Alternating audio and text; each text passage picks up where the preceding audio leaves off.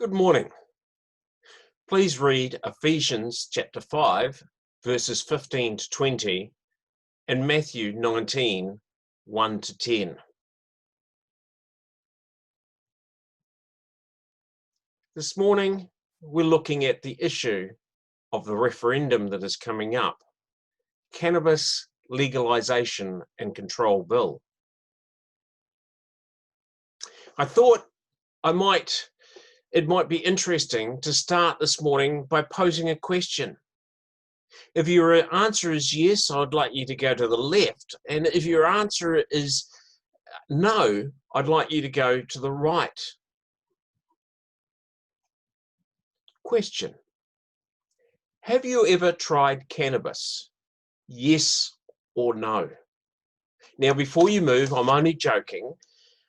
And I want us to consider this referendum question that is being asked. Do you support the proposed cannabis legislation and control bill? The referendum gives us the public the opportunity to vote on whether the recreational use of cannabis should become legal based on the proposed cannabis legalization and control bill. It is a non-binding referendum, which means politicians are free to accept or ignore the result of the referendum. Each of us needs to know what we're voting for and what we're voting against. Cannabis is the most widely used illegal drug in New Zealand, after caffeine, alcohol, and tobacco. Cannabis is the fourth most largely used recreational drug in New Zealand. According to New Zealand statistics, between 9.1 and 14.6% of New Zealanders regularly use cannabis. And it is claimed, depending on which study you read, that something like 44% through to 80% of adults in New Zealand have tried cannabis at least once.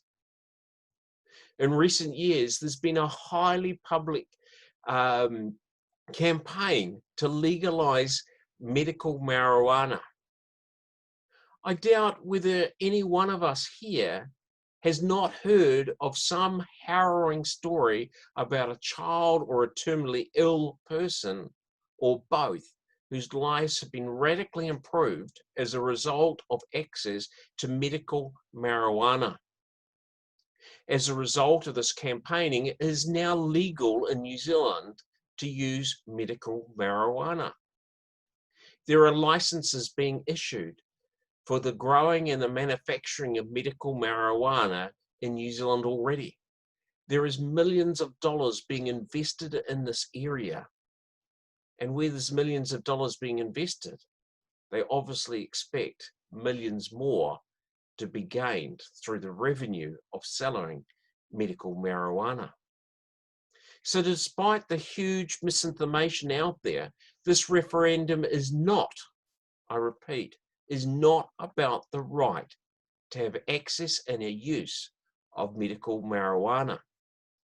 So what is the proposed cannabis legislation and legalization and control bill all about? The proposed bill sets out a way for the government to control and regulate cannabis. This regulatory model covers how people can produce, supply, and consume cannabis. In short, it is argued quite rightly, New Zealand has a problem with cannabis and with drugs per se.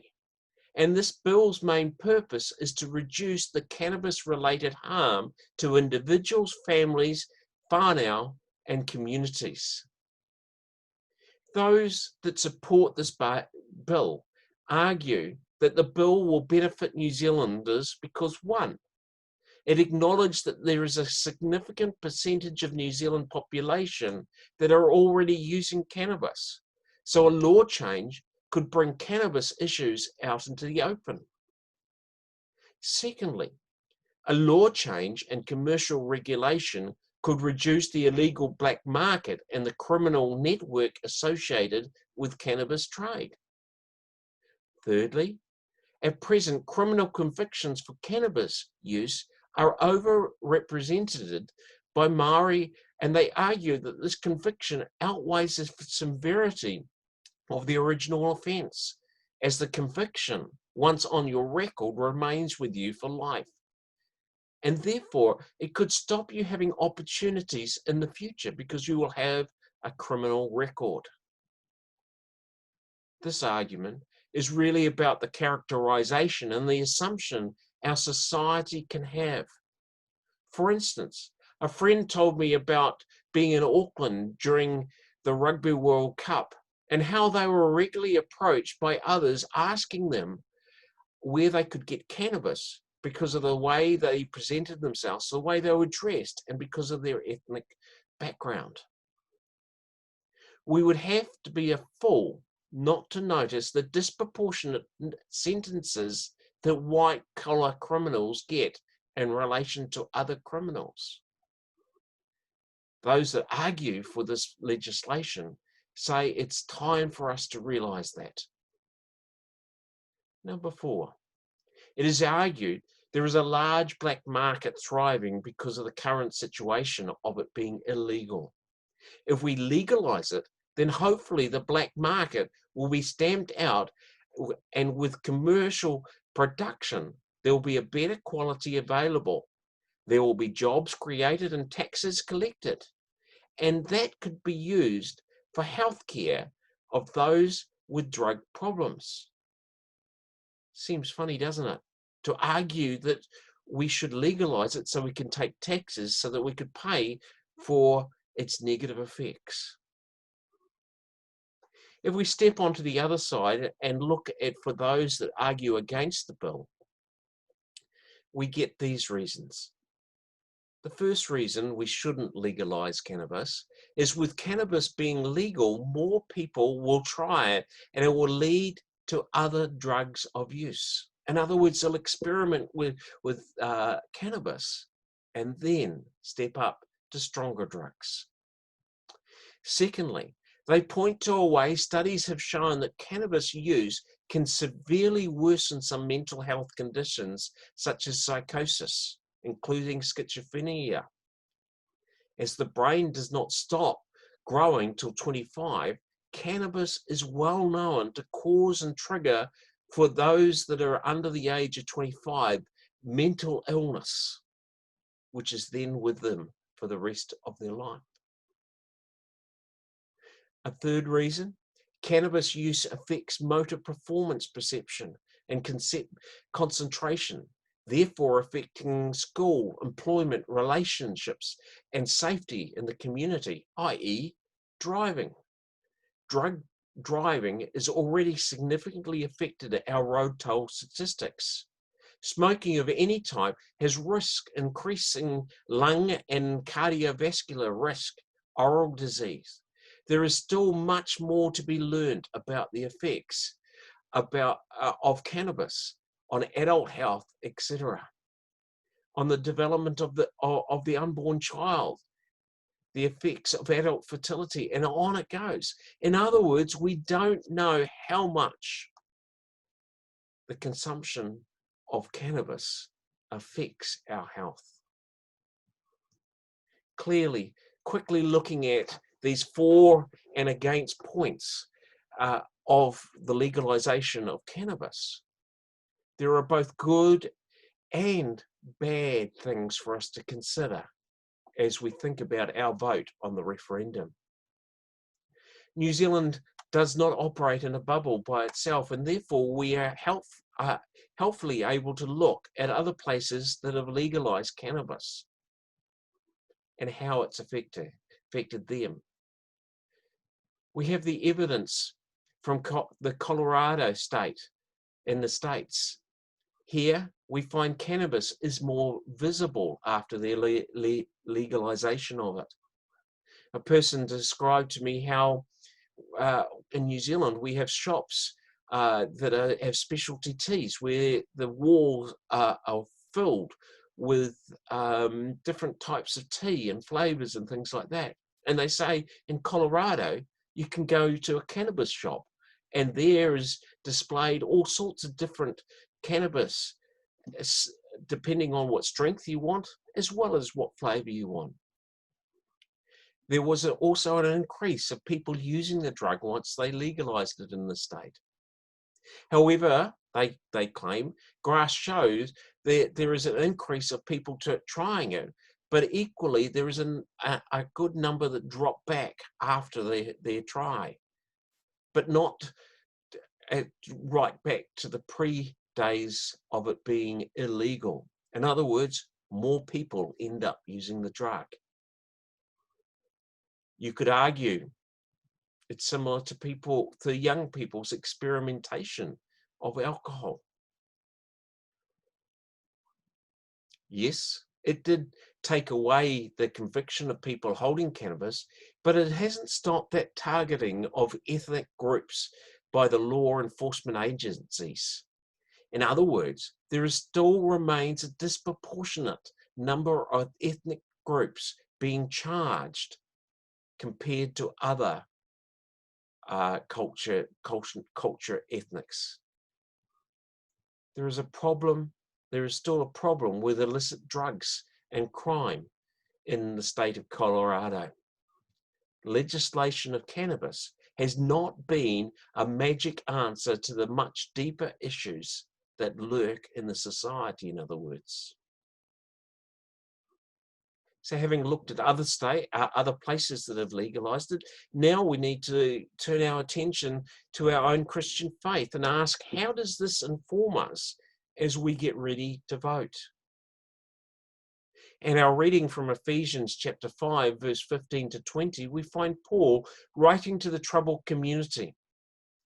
In that society, many practiced and lived with excesses of all sorts. For instance, there was even temples in which you could go and worship sex, drunkenness, and indulge in everything you could imagine. Christians were finding it rather hard to identify what was good and what was not good. How were they meant to live in this culture?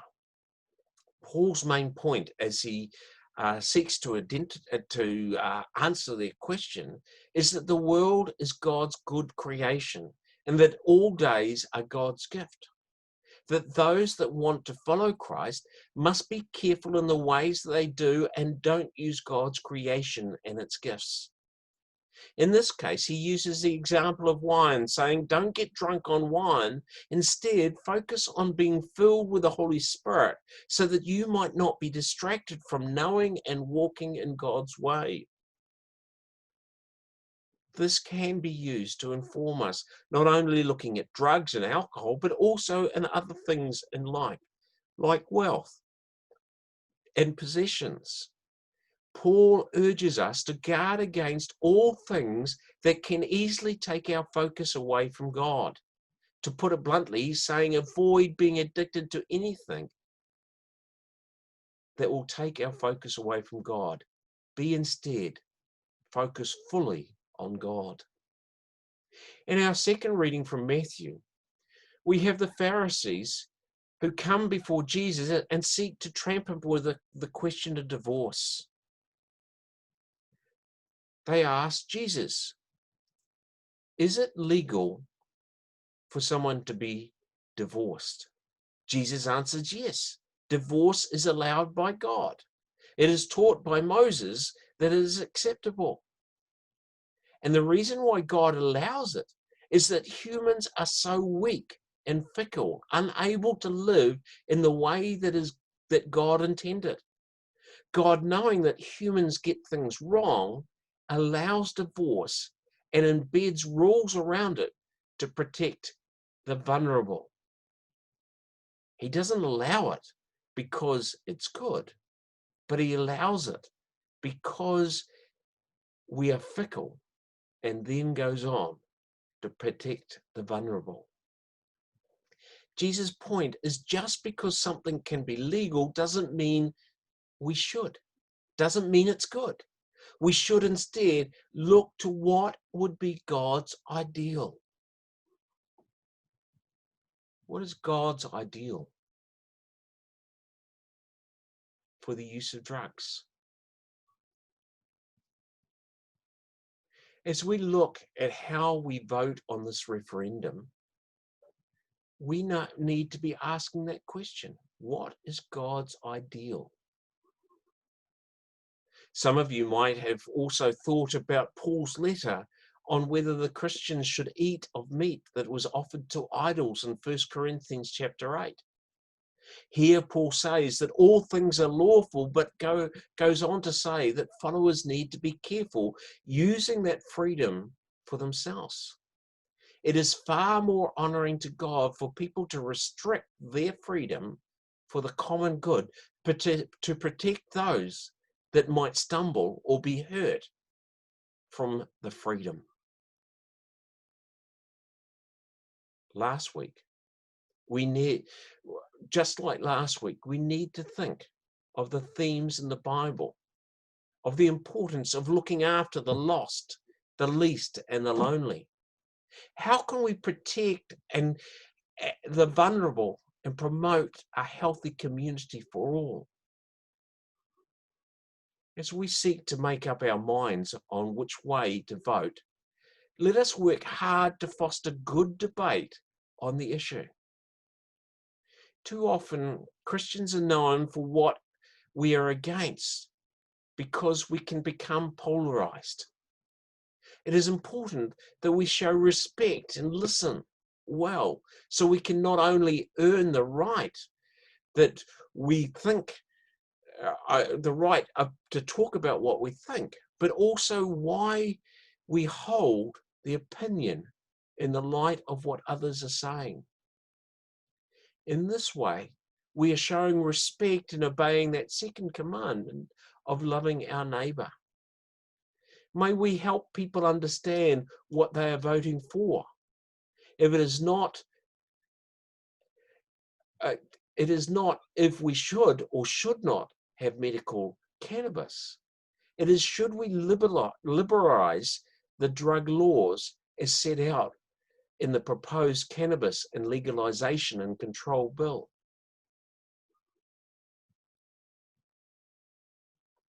As we have identified, there is much for us to consider before we cast our vote. I urge you to think about and consider and to pray which way to vote in this referendum.